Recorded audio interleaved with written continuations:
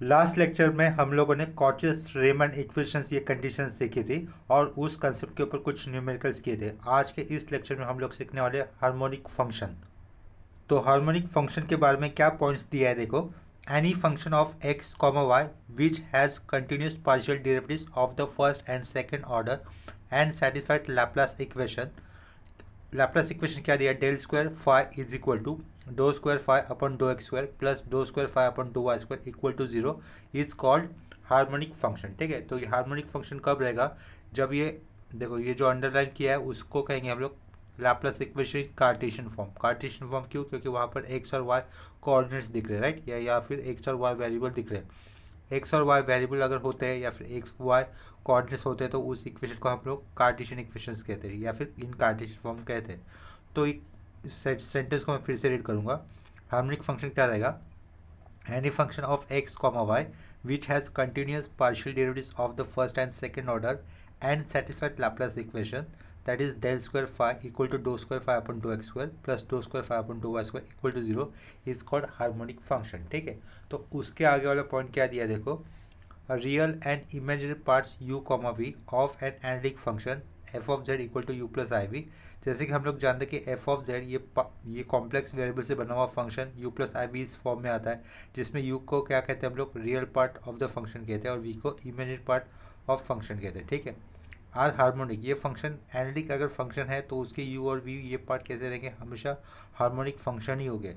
But the converse is not true. इसका मतलब अगर हमारे पास u और v ये सेपरेट फंक्शन है जो कि अपने आप में कैसे हार्मोनिक फंक्शन है, तो उनसे बना हुआ जो भी एनालिटिक फंक्शन होगा वो एनालिटिक नहीं होगा। ठीक है, इतना पॉइंट क्लियर हो रहा है।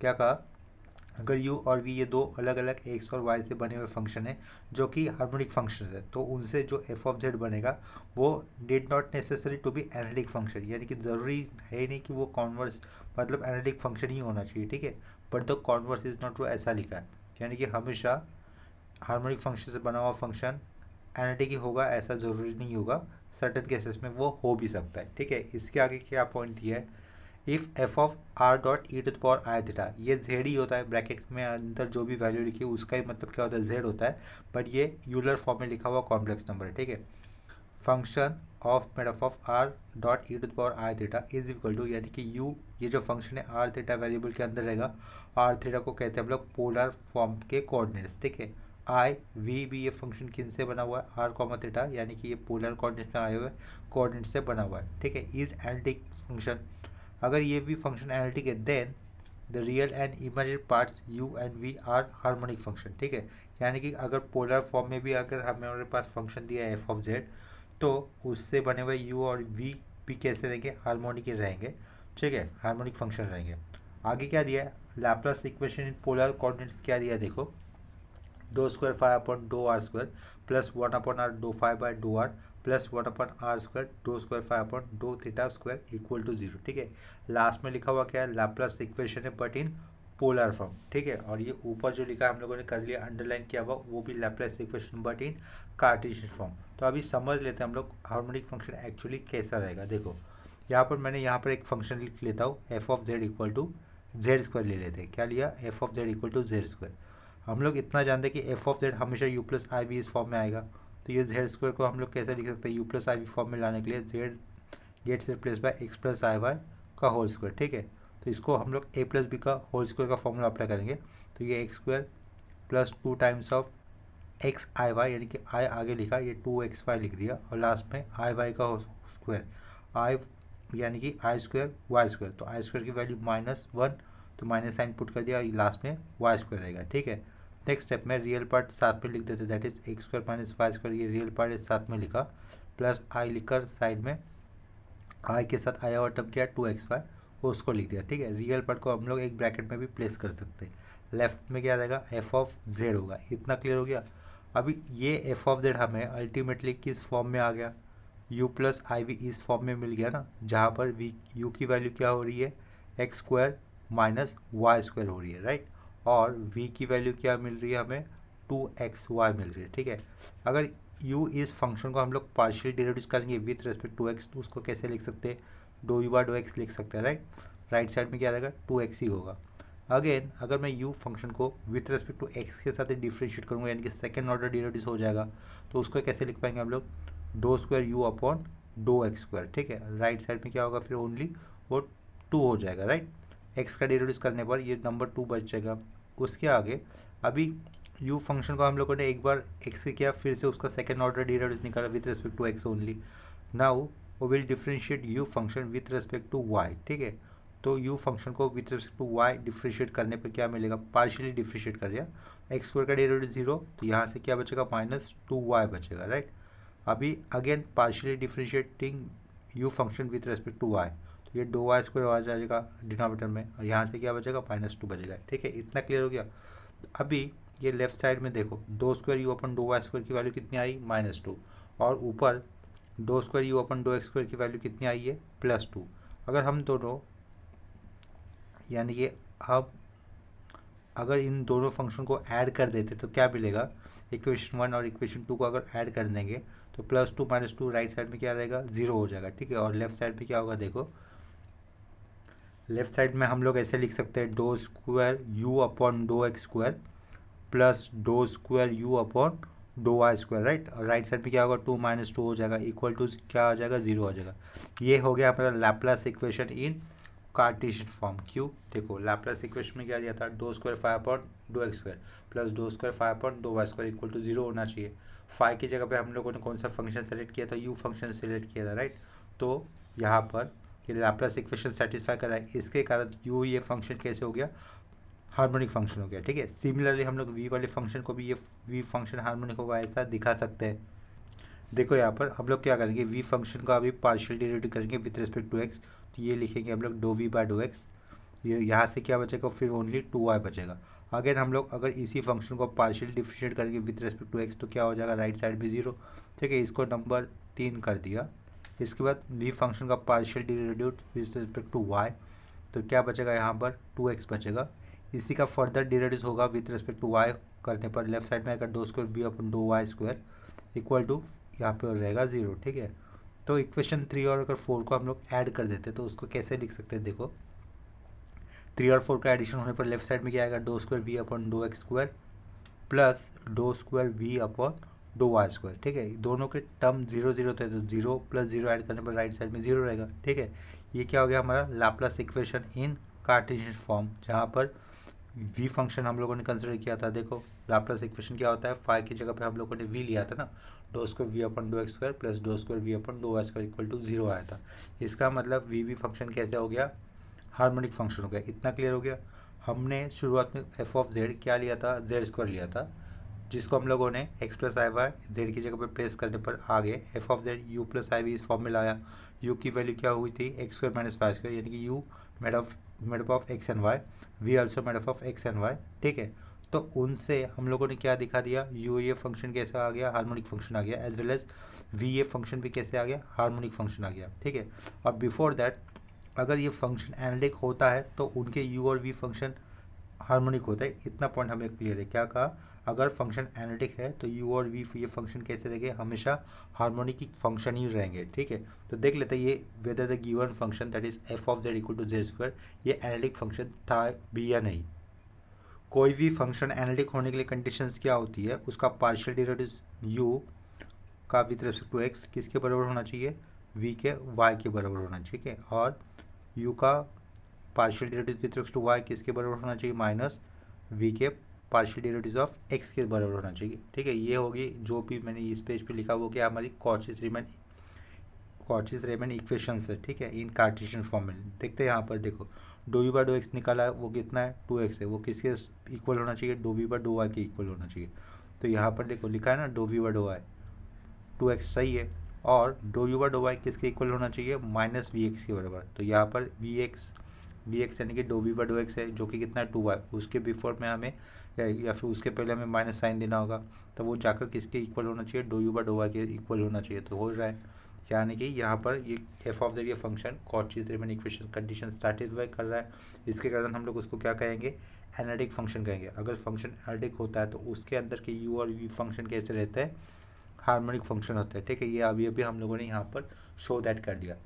एग्जाम में इस कंसेप्ट के ऊपर एग्जैक्टली क्वेश्चन नहीं आएगा, क्या कहा एग्जाम में हार्मोनिक फंक्शन इस कंसेप्ट के ऊपर एग्जैक्टली डायरेक्ट क्वेश्चन नहीं आएगा, लेकिन हार्मोनिक ये वर्ड किसी एक आध क्वेश्चन में आ सकता है। तो वो वर्ड का मतलब क्या होगा ये समझ के लिए हम लोग यहाँ पर ये डिस्कशन कर रहे हैं। तो यहाँ से F of Z equal to Z square ये फंक्शन एनालिटिक भी है, और अगर फंक्शन एनालिटिक होता है तो उनके यू और वी फंक्शन कैसे होते हैं, हार्मोनिक फंक्शन होते हैं। ठीक है, अगर फंक्शन एनालिटिक है और यू और वी फंक्शन तो एनालिटिक की हार्मोनिक फंक्शन ही आता है, इतना हमें पता है। तो यू फंक्शन को हम लोग वी फंक्शन का क्या कहेंगे, हार्मोनिक कॉन्जुगेट कहेंगे, या फिर वी फंक्शन को यू फंक्शन का हार्मोनिक कॉन्जुगेट कहा जाएगा। ठीक है, इतना क्लियर हो गया। यानी कि यू और वी ये दोनों फंक्शन एक दूसरे के क्या होते हैं, हार्मोनिक कॉन्जुगेट फंक्शंस होते हैं। ये कार्टेशियन फॉर्म वाला आप लोगों को समझ में आया होगा। देखो यहाँ तक रीड किया था ना, but the converse is not true. यानी कि क्या बताता, अगर यू और वी फंक्शन ये कैसे है हमारे पास हार्मोनिक फंक्शन है, तो उनसे बना हुआ एफ ऑफ जेड ये फंक्शन जरूरी नहीं कि एनालिटिक फंक्शन ही होना चाहिए। उसके आगे क्या लिखा है देखो, if F of equal to R dot E to the power I theta, यानी कि ये जेड लिखा है इन यूलर फॉर्म। ठीक है, तो उनसे यू आर कोमा थीटा ये फंक्शन बनाए पोलर कोऑर्डिनेट्स वाला, और ये वी फंक्शन बनाए इन पोलर कोऑर्डिनेट्स वाला। उस केस पे भी यू और वी कैसे रहेंगे, हार्मोनिक फंक्शन ही हो गए। तो उसको एग्जांपल यहाँ पर चेक कर लेते हैं। सेम एग्जांपल लेता हूँ, that is F of Z equal to क्या, जेड स्क्वायर। लेकिन इस बार हम लोग जेड को उसकी यूलर फॉर्म में लिखेंगे। अगर जेड को यूलर फॉर्म में लिखेंगे तो क्या हो जाएगा, R dot E to the power I theta हो जाएगा, और पावर में कितना, स्क्वायर। ठीक है, नेक्स्ट स्टेप इसको सिंप्लीफाई करते हैं तो कैसे रहेगा, ये R square dot E to the power I theta का स्क्वायर। यानी कि नेक्स्ट स्टेप पे क्या रहेगा, R square dot E to the power I two theta हो जाएगा, right. E to the power I two theta को हम लोग फर्दर कैसे लिख सकते हैं, ब्रैकेट में आएगा कॉस टू थीटा प्लस आई साइन टू थीटा। ठीक है, इतना क्लियर हो गया। नेक्स्ट स्टेप में अगर हम लोग इसको फर्दर सेपरेट करते हैं तो ये R square cos two theta रहेगा प्लस आई आर स्क्वायर क्या हो जाएगा, ये साइन टू थीटा हो जाएगा। ठीक है, शुरुआत में ये आई दिख रहा है, यानी कि ये वाला पार्ट हमारा यू फंक्शन का और ये वाला अंडरलाइन पार्ट हमारा वी फंक्शन का है। इतना क्लियर हुआ होगा। ठीक है, तो यहाँ पर मैं देयरफॉर ये यू लिख दिया, राइट। यू क्या रहेगा, पार्टीशन बना देते हैं। यू फंक्शन देखो, ये यू फंक्शन लिख नहीं रहा वापस, ये अंडरलाइन किया हुआ कंसिडर कर लो आप लोग, ये यू फंक्शन है, और ये डबल अंडरलाइन वाला क्या कंसिडर करोगे आप लोग, वी फंक्शन के। तो यहाँ से यू आर क्या रहेगा, या फिर दो यू बाय दो आर क्या होगा, देखो पार्शियली डेरिवेटिव्स करेंगे यू फंक्शन का विद रिस्पेक्ट टू आर। तो यहाँ से क्या हो जाएगा, वो ओनली टू आर हो जाएगा, राइट। और बाजू का कॉस थीटा कॉन्स्टेंट का पार्ट है, ये cos theta as it is लिखना है, राइट। ये कॉस थीटा कंसिडर कर लो आप, दो यू बाय दो आर लिखा, आर स्क्वायर का two R cos two theta as it is. आप इसके बाद यू फंक्शन का फिर से पार्शियल डेरिवेटिव्स करेंगे हम लोग with respect to R only. ठीक है, तो दो स्क्वायर यू अपन दो आर स्क्वायर हो जाएगा इक्वल टू आर का डेरिवेटिव्स कर दिया तो वो वन हो जाएगा, बचेगा कौन, टू कॉस टू थीटा बचेगा। इतना क्लियर हो गया। इसको कर दिया हम लोगों ने अंडरलाइन। ठीक है, दो यू बाय दो आर कितना आया हुआ है, two R cos two theta आया हुआ है। इतना हो जाने के बाद अभी हम लोग क्या करेंगे, यू फंक्शन का पार्शियल डेरिवेटिव्स करेंगे विथ रिस्पेक्ट टू थीटा के बाद साथ भी। तो दो यू बाय दो थीटा हो जाएगा, क्या हो जाएगा देखो, R square will be constant, ये साइड में आ जाएगा R square as it is. Cos का डेरिवेटिव क्या होता है, माइनस साइन होता है, और माइनस साइन टू थीटा, और टू थीटा का फर्दर डेरिवेटिव करने के बाद टू लिखना होगा, फिर हमें माइनस साइन टू थीटा, और लास्ट में ये टू लिखना होगा। ठीक है, इसी को हम लोग घुमा फिरा के कैसे लिख सकते हैं, फिर लास्ट में दो यू बाय दो थीटा क्या हो जाएगा, माइनस टू आगे लिखा, आर स्क्वायर लिखा, साइन टू थीटा कर दिया। ठीक है, इतना क्लियर हो गया, दो बाय दो थीटा की वैल्यू। अभी इसके बाद राइट साइड में जो दूसरा वी फंक्शन था उसका भी हम लोग पार्शियल डेरिवेटिव्स करेंगे। वी फंक्शन का पार्शियल डेरिवेटिव सबसे पहले हम लोग करेंगे विथ रिस्पेक्ट टू आर, तो ये क्या हो जाएगा, दो वी बाय दो आर हो जाएगा, राइट। तो देखो आर स्क्वायर का डेरिवेटिव टू आर बाजू का कॉन्स्टेंट एज इट इज लिखना है, साइन टू थीटा। ठीक है, इसके बाद क्या करना है हमें, वी फंक्शन का विथ रिस्पेक्ट टू किसके साथ डिफरेंशिएट करके, थीटा के साथ कर दिया डायरेक्टली। अभी दो वी बाय क्या कर दिया, थीटा कर दिया, राइट। वो क्या हो जाएगा, साइन का डेरिवेटिव कितना होता है, कॉस होता है, तो कॉस टू थीटा, और टू थीटा का फिर से करते हो तो टू, यानी कि क्या हो जाएगा, वो टू आगे लिखा, two R square cos two theta लिख दिया। इतना क्लियर हो रहा है। इसके बाद क्या करेंगे हम लोग, इसी का फिर से विथ रिस्पेक्ट टू थीटा के साथ कर देंगे। ठीक है, तो ये दो स्क्वायर, चलो उसको फिर से थीटा के साथ करने की ज़रूरत नहीं, ये इतना ही काफ़ी है। ये किस लिए की है हम लोगों ने, to check whether the given function F of Z is analytic और not when we put it into polar coordinates. ठीक है, तो देखो यहाँ पर पोलर कोऑर्डिनेट्स की कंडीशन क्या थी जो हम लोगों ने लास्ट लेक्चर में सीखी थी, दो यू बार दो आर किसके इक्वल होना चाहिए, 1/r दो वी बाय दो थीटा के इक्वल होना चाहिए। ठीक है, तो देखते हैं, देखो दो यू बाय दो आर यहाँ पे लिखा है, दो यू बाय दो आर यहाँ पे लिखा है, राइट साइड में 1/r आएगा। तो देखो यहाँ पर राइट साइड में 1/r आएगा तो क्या हो जाएगा, ये r और ये 1/r वाला r कैंसिल, तो बचेगा 2 cos 2 थीटा बचेगा। साइड में देखते हैं, दो वी बाय दो थीटा में 2r cos थीटा है या नहीं। ठीक है, दो वी बाय दो थीटा राइट साइड में लिखा है, देखो यहाँ पर 2r² cos 2 थीटा दिख रहा है ना। तो इस आर स्क्वायर को अगर 1/r इंटू हो जाएगा तो क्या रहेगा, 2r बचेगा, 2r cos 2 थीटा। यहाँ पर भी तो वही है, 2r cos 2 थीटा, यानी कि फर्स्ट कंडीशन सेटिस्फाई हो रही है। और दूसरी कंडीशन क्या होनी चाहिए, दो यू बाय दो थीटा क्या होना चाहिए, -r दो वी बाय दो आर होना चाहिए। ठीक है, दो यू बाय दो थीटा क्या लिखा है, देखो लेफ्ट साइड में -2r² sin 2 थीटा लिखा है, राइट। तो और दो वी बाय दो आर क्या है, 2r sin 2 थीटा है, यानी कि इसको अगर हम लोग -r से इंटू करेंगे, इसको अगर हम लोग माइनस साइन से इंटू करेंगे तो यही पार्ट मिल जाएगा लास्ट वाला, -2r² sin 2 थीटा, यानी कि दो वी बाय दो थीटा इक्वल टू -r दो वी बाय दो आर। ये कंडीशन पे सेटिस्फाई हो रही है। देखो इसको अगर हम लोग -r से इंटू करेंगे तो यही वाला टर्म मिल जाएगा ना, दो वी बाय दो theta equal to -2r² sin 2 theta, यानी कि हमारी ये second condition in Cauchy Riemann equations की इन पोलर कोऑर्डिनेट्स वाली भी सेटिस्फाई हो रही है, यानी कि ये एफ ऑफ जेड ये फंक्शन कैसा आ जाएगा, एनालिटिक फंक्शन आ जाएगा। इतना क्लियर हो गया।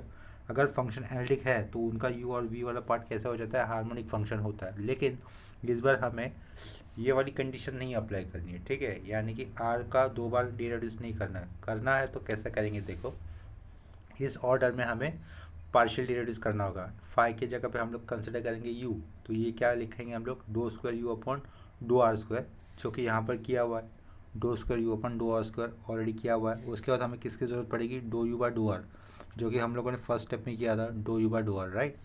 उसके बाद अभी देखो यू फंक्शन का दो बार डिराइव किसके साथ करना है, यानी कि सेकंड ऑर्डर तक डिराइव किसके साथ करना है, अभी थीटा के साथ। क्या दिख रहा है यहाँ पर, थीटा के साथ करना है यू फंक्शन का ही। ठीक है, तो एक बार तो यहाँ पर किया हुआ है। ठीक है, यू फंक्शन का एक बार थीटा के साथ डिराइव यहाँ पर किया हुआ है। इसी फंक्शन का फिर से अगर हम लोग थीटा के साथ डिफ्रेंशिएट करेंगे तो क्या लिख सकते हैं, दो स्क्वायर यू अपॉन दो थीटा स्क्वायर लिखेंगे equal to -2r² is going to be constant, -2r² as it is लिखा। साइन का डिरेडिस होता है cos 2 थीटा होता है, और राइट साइड में 2 थीटा का क्या आ जाएगा, 2 आ जाएगा। उस 2 को हम लोग इस शुरुआत के 2 के साथ इंटू करेंगे तो यहाँ पे क्या लिख सकते हैं हम लोग, -4 लिख सकते हैं। ठीक है, इतना क्लियर हो गया। इसको हम लोगों ने अंडरलाइन कर दिया। तो ये सब कुछ वैल्यू हमें कहाँ पे पुट करनी है, लाप्लास इक्वेशन में पुट करनी है, जो कि पोलर कोऑर्डिनेट्स में होता है। ठीक है, तो देखो अगर हम लोग इसी इक्वेशन में अभी के आयर टर्म्स अगर पुट करते हैं तो हमें राइट साइड में इक्वल टू वैल्यू 0 ही मिलेगी। देखो लेफ्ट साइड में क्या है, दो स्क्वायर यू अपन दो आर स्क्वायर, दो स्क्वायर यू अपन दो आर स्क्वायर है, प्लस 1/r दो यू बाय दो आर है, प्लस 1/r स्क्वायर दो स्क्वायर यू अपन दो आर स्क्वायर दो थीटा स्क्वायर, राइट। तो दो स्क्वायर यू अपन दो आर स्क्वायर कितना आया था, दो स्क्वायर यू अपन दो आर स्क्वायर कितना आया था, 2 cos 2 थीटा आया था। तो ये 2 cos 2 थीटा लिख दिया, प्लस 1/r दो यू बाय दो आर कितना है, दो यू बाय दो आर की वैल्यू है 2r cos 2 theta, 2r cos 2 theta, right. उसके आगे 1/r स्क्वायर ये इंटू करना है। 1/r स्क्वायर लेने के बाद किसकी वैल्यू लिखनी है हमें, दो स्क्वायर यू अपन दो थीटा स्क्वायर की वैल्यू लिखनी है, वो कितनी है, -4r² cos 2 थीटा। ठीक है, ब्रैकेट में क्या लिखा, -4r² cos 2 थीटा, और लास्ट में राउंड ब्रैकेट क्लोज। ठीक है, देखो इसको ऑब्जर्व करो, ये क्या है अपना Laplace equation in polar coordinates, जहाँ पर हम लोग यू फंक्शन को चेक करें whether you function is harmonic function और नॉट। ठीक है, तो ये रिक्वायर्ड हम लोगों ने पार्शियल या फिर सेकेंड ऑर्डर और फर्स्ट ऑर्डर वाले डिराइव्स निकाले यहाँ पर। ये फर्स्ट ऑर्डर वाला हो गया विद रिस्पेक्ट टू आर, और ये सेकेंड ऑर्डर वाला डिराइव्स हो गया विद रिस्पेक्ट टू आर, और लास्ट वाला हो गया यू फंक्शन का partial derives of second order with respect two variable theta. ठीक है, तो उनकी पर्टिकुलर वैल्यू पुट करने पर हमें क्या मिल रहा है, देखो ये R cancel, 2 cos 2 theta 2 cos 2 theta कितना हो जाएगा, 4 टाइम्स ऑफ cos 2 थीटा हो जाएगा, अपॉन का आर स्क्वायर, ये R square cancel, -4 times of 4 cos 2 theta हो जाएगा, इक्वल टू कितना हो रहा है, 0 हो रहा है। ठीक है, इसका मतलब this given function u which is made up of polar coordinates r, theta is harmonic function as well. अगर हम लोग उसको पोलर क्वांटिटी कर कर भी देखते हैं। तो F of Z equal to का जेड स्क्वायर, ये फंक्शन के यू और वी वाले दोनों पार्ट कैसे हो जाएंगे, हार्मोनिक फंक्शन ही हो जाएंगे। ठीक है, तो वी वाले पार्ट का हम लोगों ने यहाँ पर नहीं किया है, तो इतना किया हुआ काफ़ी है। यहाँ पर जो प्रैक्टिस हम किए थे उसके ऊपर एग्जाम में कोई क्वेश्चंस नहीं आएंगे। ठीक है, यानी कि हार्मोनिक फंक्शन के ऊपर डायरेक्ट क्वेश्चन नहीं आएगा, लेकिन किसी एक आध क्वेश्चन में हार्मोनिक फंक्शन ये वर्ड यूज़ हो सकता है। तो उसका मीनिंग क्या रहेगा, उसका एक्चुअल मीनिंग क्या रहेगा, वो हम लोगों ने यहाँ पर डिस्कस कर दिया विथ प्रैक्टिस सम या विथ एग्जाम्पल। ठीक है, दोनों केस में, in Cartesian form as well as in polar form. तो इसके बाद अभी हम लोग जो कंसेप्ट के ऊपर सम्स करेंगे वो वाला कंसेप्ट एग्जाम में पूछा जा सकता है। नेक्स्ट कंसेप्ट हमें सीखना है to find analytic function when functions imaginary और रियल पार्ट इज गिवन। देखो, नेक्स्ट कंसेप्ट का हेडिंग मैंने यहाँ पर लिख दिया है, वो क्या दिया है, to find an analytic function whose real part is given. Real part यानी कि यू फंक्शन होता है ना, तो इस कंसेप्ट के ऊपर नेक्स्ट क्वेश्चन क्या दिया है, construct an analytic function whose real part is given. ठीक है, ये तो हो गया, फिर से वही स्टेटमेंट हो गया, whose real part is, actually ये गिवन नहीं होगा, फिर whose real part is function आएगा x to the power 4 minus 6x square Y square, ये हमारा फर्स्ट क्वेश्चन है, plus Y to the power 4। ठीक है, क्या दिया क्वेश्चन में, construct an analytic function whose real part is this है, this is our real part. वो फंक्शन में क्या दिया, x to the power 4 minus 6x square Y square plus Y to the power 4। ठीक है, तो हम लोग इस एरो से आंसर की शुरुआत करेंगे। सबसे पहले क्या लिखना होगा, गिवन u यानी कि रियल पार्ट होता है तो u लिख देंगे, क्या है वो, x to the power 4 minus 6x square Y square plus Y to the power 4। अभी क्या करना है, इस u फंक्शन का हमें पार्शियल डेरिवेटिव करना है विथ रिस्पेक्ट टू x। तो वो कैसे लिखेंगे, do you by dough x, which means u x ऐसा भी लिख सकते हैं। ठीक है, पार्शियल डेरिवेटिव करते वक्त हमें क्या करना है, x with respect to x ही करना है, उस केस में y क्या हो जाएगा, कांस्टेंट कंसिडर करना होगा। तो 4x टू द पावर 4 को कैसे लिखना होगा हमें, partial derivative 4x cube minus 6y square, ये तो कांस्टेंट है, x स्क्वायर का डेरिवेटिव रहेगा 2x minus 12x y square हो जाएगा। ठीक है, y टू द पावर 4 का डेरिवेटिव 0, वो नहीं लिखना है। इसके बाद क्या करेंगे हम लोग, u फंक्शन का विथ टू y के साथ अभी पार्शियल डेरिवेटिव होगा, तो ये do you by dough y equal to क्या हो लिख सकते हैं हम लोग, यू वाई। ये दोनों नोटेशन नहीं लिखनी है, मैंने यहाँ पे लिख दी, लेकिन आप लोग एग्जाम में दोनों में से एक ही लिखनी है आप लोगों को, या फिर दोनों लिखे इस तरीके से तो भी चलेगा। ठीक है, इसके बाद y के साथ अभी पार्शियल डेरिवेटिव करना है ना, तो ये उस केस में x टू द पावर 4 का डेरिवेटिव नहीं आएगा, वाई स्क्वायर का डेरिवेटिव रहेगा 2y, before that minus 6 square is the constant, तो माइनस 12x स्क्वायर वाई और प्लस 4y क्यूब। इतना क्लियर हुआ होगा। इसके बाद हमें लिखना है, सिंस एक फॉर्मूला आएगा एफ डैश ऑफ जेड, यानी कि क्या, डेरिवेटिव्स, वो इस तरीके से होता है you x minus I U I. ठीक है, फर्स्ट लेक्चर में हम लोगों ने 4 फॉर्मूले देखे थे एफ डैश ऑफ जेड के लिए, उनमें से ये दूसरा वाला था। ठीक है, you x minus I U I, you x तो है हमारे पास, ऊपर देखो यू एक्स निकाला हुआ, that is 4x cube minus 12x y square. ठीक है, फिर माइनस आई एज इज लिखा, यू आई की value that is minus 12x square y plus 4y cube. ठीक है, लास्ट में राउंड ब्रैकेट क्लोज, पीछे क्या है इनके एफ डैश ऑफ जेड है। इतना लिखने के बाद हमें क्या लिखना है, बाय मिलने थॉमसन मेथड, ये नाम यूज कर देना है, मिलने थॉमसन मेथड। हम लोग क्या पुट करेंगे, put x is equal to z और y इक्वल टू 0। पुट क्या आएगा, put x is equal to z and y equal to 0। तो ऊपर वाले एक्सप्रेशन में x is equal to z और y इक्वल टू 0 पुट करने पर f डैश ऑफ जेड क्या मिलेगा, देखो y0 एक कंप्लीट कैंसिल, y0 एक कंप्लीट कैंसिल, y0 एक कंप्लीट कैंसिल, क्या रहेगा, ओनली 4z क्यूब रहेगा। तो ये क्या लिखा, 4z क्यूब लिख दिया। ठीक है, लेकिन हमें क्या पूछा था शुरुआत में, एनालिटिक फंक्शन पूछा था ना, एनालिटिक फंक्शन यानी कि f ऑफ जेड होता है, हमें तो यहाँ पर f डैश ऑफ जेड मिला है। तो इसके कारण हम लोग क्या करेंगे, नेक्स्ट स्टेप में इंटीग्रेशन करेंगे। अगर हम लोग इंटीग्रेशन कर दे तो f डैश ऑफ जेड का क्या बन जाएगा, f ऑफ जेड बन जाएगा। तो नेक्स्ट स्टेप में क्या लिखना होगा, by integrating on both side. ठीक है, by integrating on both side, तो लेफ्ट साइड में क्या होगा, डायरेक्टली एफ ऑफ जेड बन जाएगा, और राइट साइड में ये 4 constant as it is, z cube का इंटीग्रेशन होगा z to the power 4 upon 4, और लास्ट में इंटीग्रल कांस्टेंट प्लस सी। ठीक है, तो ये 4 कैंसिल, तो लेफ्ट लास्ट में आंसर क्या होगा अपना f of Z equal to z to the power 4, ये प्लस सी, ठीक है। This is required analytic function, ऐसा हम लोग लास्ट में सेंटेंस ऐड कर सकते हैं। This is required analytic function, ठीक है। इतना क्लियर हुआ होगा। तो इस कंसेप्ट के ऊपर हम लोग और एक सम लेते हैं यहाँ पर। इस टाइप के क्वेश्चंस एग्जाम में एक्सपेक्टेड होते हैं, ठीक है। आते हैं, तो इसको अच्छी तरीके से करके प्रिपेयर करना, ठीक है। तो यहाँ पर नेक्स्ट क्वेश्चन मैं यहाँ पर लिख देता हूँ। देखो नेक्स्ट क्वेश्चन क्या दिया है, construct an analytic function whose real part is e to the power x cos Y, ये हमारा नेक्स्ट क्वेश्चन। तो इस एरो से हम लोग आंसर की शुरुआत करेंगे। सबसे पहले क्या लिखना होगा, गिवन में क्या दिया हमें, यू ये फंक्शन दिया है, रियल पार्ट बोला है ना, देखो यहाँ पर रियल पार्ट बोला है एनालिटिक फंक्शन का, तो यू होता है वो क्या होगा, E to the power x cos Y. तो हम लोग क्या करेंगे, इसका यू एक्स बना देंगे, यू एक्स यानी कि पार्शियल डिरिवेटिव करना होगा पहले एक्स के साथ। उस केस में कॉस वाई और वाला फंक्शन क्या हो जाएगा, कांस्टेंट, वो कॉस वाई वाला फंक्शन एज इट इज लिख दिया, और E to the power X का derivative E to the power X ही रहेगा, ठीक है। इतना क्लियर हो जाने के बाद उसी फंक्शन हम लोग पार्शियल डिरिवेटिव करेंगे विथ रिस्पेक्ट टू वाई। तो E to the power X constant है, वो एज इट इज साइड में, कॉस वाई का डिरिवेटिव क्या होता है, माइनस साइन वाई होता है, राइट, वो लिख दिया। तो इसको हम लोग फर्दर कैसे लिख सकते हैं, माइनस आगे लिख कर ई टू द पावर एक्स, और ये क्या लिखा, सिंपली बाजू में साइन वाई लिख दिया। इतना क्लियर हो गया। तो गिवन फंक्शन यू का हम लोगों ने पार्शियल डेरिवेटिव किया विद रिस्पेक्ट टू एक्स और पार्शियल डेरिवेटिव किया with respect to Y.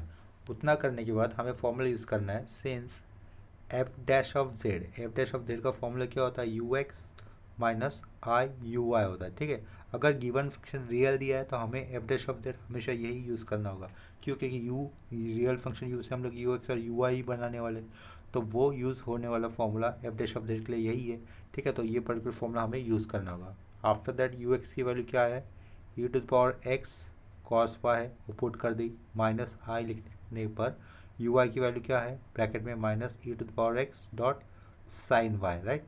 Next step में ये माइनस और ये माइनस क्या बन जाएगा, प्लस बन जाएगा, तो वो हमें लिखना होगा E to the power x cos Y, ये प्लस लिख दिया, plus I E to the power x dot sine Y, ठीक है। इतना हो गया। लेफ्ट साइड में क्या है, एफ डैश ऑफ जेड है। ये स्टेप पे आने के बाद हमें क्या यूज़ करना है, बाय मिलने थॉमसन्स मेथड, ये वाला स्टेटमेंट लिख देना है, बाय मिलने थॉमसन्स मेथड क्या यूज़ करेंगे, put x is equal to z comma y equal to 0, ठीक है। तो लेफ्ट साइड में क्या हो जाएगा, f dash of Z is equal to e to the power z हो जाएगा, कॉस 0 कितना होता है, 1 होता है, तो ये 1 अलग से लिखने की ज़रूरत नहीं, फिर भी यहाँ पर हम लोग लिख देते हैं, ठीक है। साइन वाई, अगर y की जगह पे 0 होगा तो ये कंप्लीट टर्म 0 हो जाएगा, आई भी चला जाएगा, ठीक है। तो इतना सा ही पार्ट बचेगा, that is e to the power z बचेगा अल्टीमेटली। इसके बाद हम लोग क्या लिख सकते हैं, on integration to both side, या फिर integrating both side. Next step में इंटीग्रेटिंग बोथ साइड। इंटीग्रेशन क्यों करना पड़ रहा है बोथ साइड, क्योंकि हमें एफ डैश ऑफ जेड नहीं पूछा था, एफ ऑफ जेड पूछा था। एफ ऑफ जेड कैसे आ जाएगा, अगर हम लोग एफ डैश ऑफ जेड इस फंक्शन का इंटीग्रेशन करेंगे तो ही मिलेगा हमें, राइट। तो इंटीग्रेटिंग बोथ साइड लिखा, उसको अगर चाहते तो ऐसे दिखा सकते हैं, integration of f dash of z d z होगा, राइट साइड में क्या होगा, integration of e z d z होगा, ठीक है। तो integration of f dash of z with respect to z के साथ होता है, तो क्या बचेगा लेफ्ट साइड में, एफ ऑफ जेड, और एक्सपोनेंशियल फंक्शन का इंटीग्रेशन और डेरिवेटिव दोनों एक जैसे ही होता है, तो ये e to the power Z ही होगा, लास्ट में प्लस सी भी हमें ऐड करना होगा। This is required analytic function. Last में हमें क्या लिखना है, this is required analytic function, ठीक है। तो आज के इस लेक्चर में हम लोगों ने सिर्फ शुरुआत में हार्मोनिक फंक्शंस क्या होता है ये कंसेप्ट सीखी थी, ठीक है। हार्मोनिक फंक्शंस के लिए दो इक्वेशंस होते हैं, एक मतलब दो तरीके के लैप्लास इक्वेशन हो सकता है। पहला लैप्लास इक्वेशन को कार्टेशियन फॉर्म वाला कहा जाता है, और दूसरे वाले लैप्लास इक्वेशन को इन पोलर फॉर्म वाला लैप्लास इक्वेशन कहा जाता है, ठीक है। दोनों तरीके से हम लोग फंक्शन को, हार्मोनिक फंक्शन किस तरीके से होता है ये शो दैट कर सकते हैं, उसके ऊपर हम लोगों ने एक एग्जांपल लिया था, ठीक है। जैसे कि पहले भी बताया था, हार्मोनिक फंक्शन के इस कंसेप्ट को डायरेक्टली क्वेश्चन पे एग्जाम नहीं आएगा, ठीक है। एग्जाम में, सॉरी उल्टा बोल दिया, एग्जाम में डायरेक्टली क्वेश्चन नहीं आएगा, सिर्फ उस किसी एक आध क्वेश्चन में हार्मोनिक फंक्शन ये वर्ड लिख कर दिए होंगे, राइट। अगर फंक्शन एनालिटिक है तो जो फंक्शन u और v होते हैं वो फंक्शन हमेशा कैसे रहेंगे, हार्मोनिक फंक्शन ही होंगे, और u को v का हार्मोनिक कॉन्जुगेट कहा जाएगा या फिर v को u का हार्मोनिक कॉन्जुगेट फंक्शन कहा जाएगा। इतना क्लियर हो गया। इसके बाद हम लोगों ने क्या किया, टू कंस्ट्रक्ट एनालिटिक फंक्शन, ये वाला कंसेप्ट सीखा है, whose real part is given. ठीक है, इस कंसेप्ट के ऊपर हम लोगों ने 2 न्यूमेरिकल्स किए या फिर 2 प्रॉब्लम्स किए। आज के लिए प्रॉब्लम से या फिर कंसेप्ट में कहीं पर भी डाउट होता है तो मुझे कमेंट सेक्शन पे इन्फॉर्म कर देना। मिलेंगे नेक्स्ट लेक्चर में, तब तक के लिए बाय और टेक केयर।